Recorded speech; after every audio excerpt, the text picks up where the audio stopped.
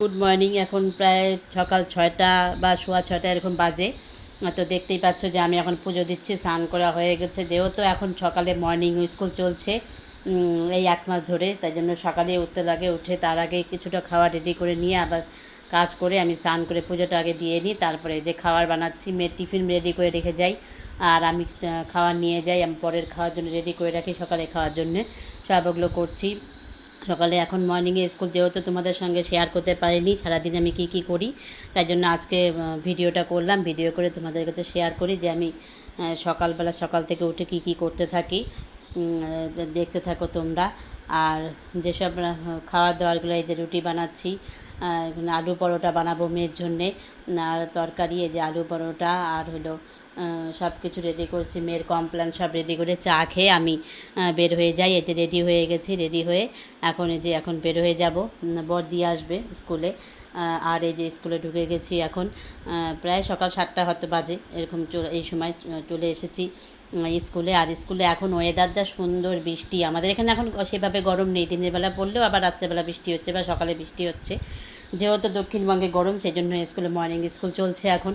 তবে 30 তারিখ অবধি শেষ হওয়ার কথা, জানি না আবার কবে শেষ, আবার কবে শেষ হবে। আবার যেই টাইমে থাকে সেই টাইমে হবে, ওটাই সুবিধা হয়। আর এই যে 12টা বাজে আমি বাড়িতে চলে এসেছি। ড্রেস ছেড়ে ঠেড়ে নিয়ে এখন ওই যে আবার রান্নাঘরে কাজকর্ম করব। জামা কাপড় ধোবো, জামা কাপড়গুলো ভিজিয়ে নিলাম। আর রান্না যেসব বাকি আছে সেই রান্নাগুলো করব।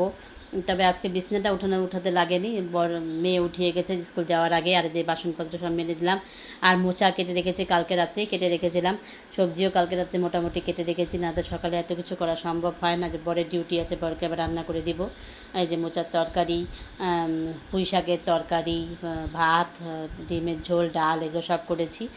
করে ঠরে নিয়ে আর এদিকে ঘর মোছাও হয়ে গেছে, এই ফাঁকে জামা কাপড়ও কাচ্ছি।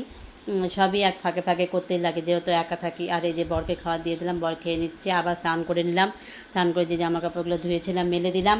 আমার যদি ভিডিও ভালো লাগে লাইক শেয়ার কমেন্ট করো। আর তোমরা কেমন আছো জানিও। আমি বেশ ভালোই আছি, এভাবেই চলছে আমাদের জীবন। আর যদি আমার সাবস্ক্রাইব করে দিও আমার চ্যানেলটাকে। আর এই যে জামা কাপড়গুলো মেজেছি, আর এই যে আমার ছাদ বাগানের যে সব ফুল গাছগুলো, এগুলো তোমাদের সঙ্গে অনেক দিন ধরে শেয়ার করা হয়নি। সকালে ফুল তুলেছে, ফুলও দিয়েছি, আর একটু দুই একটা আছে, সেগুলো গাছেও আছে। আর হলো আবার দেখা হবে নতুন কোনো দিন, নতুন কোনো সময়ে। এইভাবেই চলছে জীবন। আর এই যে এখন খেয়ে নিলাম, প্রায় 2টা বাজে। যেহেতু এখন মর্নিং স্কুল তাড়াতাড়ি চলে আসি, তাই খেয়ে নিচ্ছি। আর অন্য সময় তো মেয়ের সঙ্গেই খাই, যেহেতু মেয়ে আসতে 3টা বাজে, 3:30 পৌনে 4টে বেজে যায় স্নান টান করতে। সেই জন্য আগেই খেয়ে নিই, পরে মেয়ে আসলে মেয়েকে খাওয়া টাওয়া দিই। আবার দেখা হবে নতুন কোনো দিন। Tata, bye bye.